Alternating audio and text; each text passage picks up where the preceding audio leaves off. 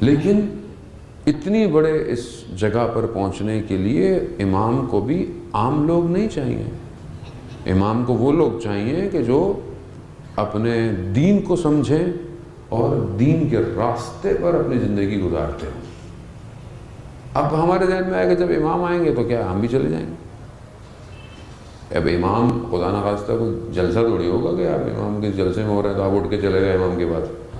امام امام ہے، امام تک پہنچنے کے لیے روح کو کمال پہ پہنچانا پڑتا ہے۔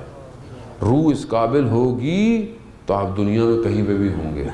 روایات کہتی ہیں کہ اللہ قدم بڑھے گا تو دوسرا قدم مدینہ میں ہوگا، تو اس کے لیے روح کو بلند کرنا پڑتا ہے۔ جان محترم، وہ ہم اپنی زندگیوں میں دیکھیں کہ ہم امام کے لیے جتنا تڑپیں گے اتنا امام تک پہنچیں گے، اور یہی ایام فاطمیہ کا اصل مقصد ہے۔ ایام فاطمیہ لوگ کہتے ہیں کہ بہرحال پہلے سے زیادہ ہونے لگ گیا ہے، اس کی وجہ یہی ہے کہ جتنا آپ بیوی کا ذکر کریں گے اتنا آپ کو امام کی امامت سمجھ میں آئے گی کہ وہ خاتون کی جو رسول کی ایک ہی بیٹی تھیں مگر امام کے لیے انہوں نے اپنی زندگی کو قربان کر دیا۔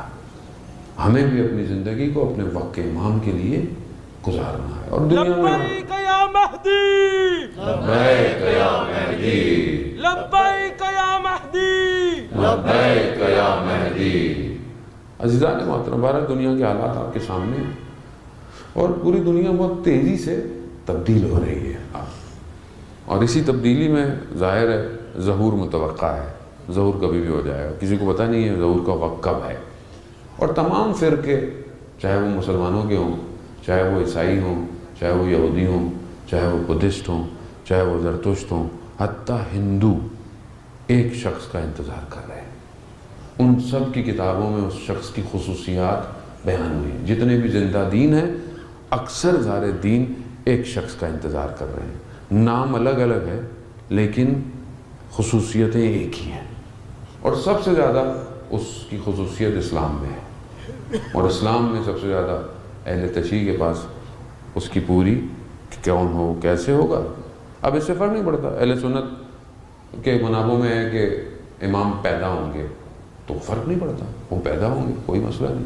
ہمارے ہاں پیدا ہو چکے ہیں، ہے ایک ہی، اب اس نے آنا ہے اور نجات دینی ہے اس دنیا کی جو بھی دنیا میں مشکلات ہیں، مالی، اقتصادی، دینی، ظلم، ستم جتنا بھی ہو رہا ہے، کیونکہ انسان اپنی کوشش کر سکتا ہے، انسان اس ایک حد تک پہنچ سکتا ہے، اس کے آگے معصوم کی ضرورت ہے کہ جو انسان کو کمال پہ لے کے جائے۔ اب ہمیں اپنے آپ کو وہاں پہنچانا ہے، اس لیے بار بار کربلا کا ذکر کیا جاتا ہے، کربلا والوں کا ذکر کیا جاتا ہے تاکہ ہم اپنے آپ کو ان کے راستوں پہ چلائیں۔